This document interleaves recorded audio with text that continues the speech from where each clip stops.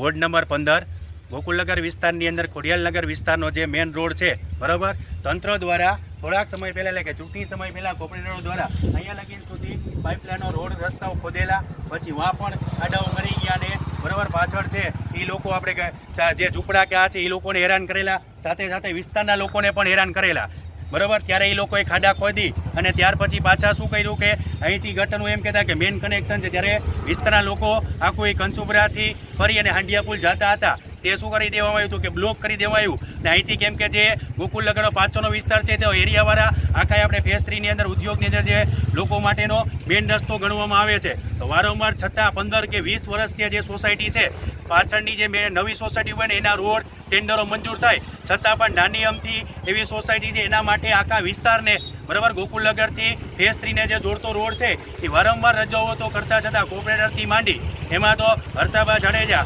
છેલ્લા એની પહેલા ટર્મની અંદર પણ કોર્પોરેટર હતા, અત્યારે પણ પાછા ચૂંટાઈને આવ્યા છે. સાથે સાથે થોડાક દિવસ પહેલાં આપણે અહીંયા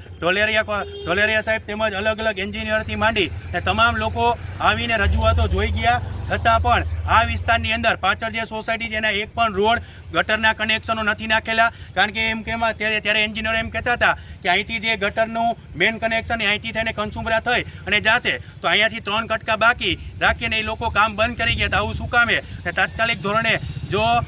આ રસ્તાનું કામ અથવા તાત્કાલિક ધોરણે કામ કરવામાં નહીં આવે તો સ્થાનિકો તો પાછળના જે ખોડિયાલનગરના વિસ્તારના લોકોને સાથે રાખી મેયર ઓફિસથી માંડી કલેક્ટર ઓફિસ અથવા કમિશનર સાહેબને રજૂઆતો કરવી છતાં ધરણા પ્રદર્શન માંડી જે કાંઈ કરવું પડશે તે અમારી રીતે અમે કરશું. આનો જવાબ ટૂંક સમયની અંદર જો અધિકારીઓ એને જાંચ પડતાળ નહીં કરે તો અમે મેયર ઓફિસનો ઘેરાવ પણ કરી શકશું. જય હિન્દ, જય ભારત.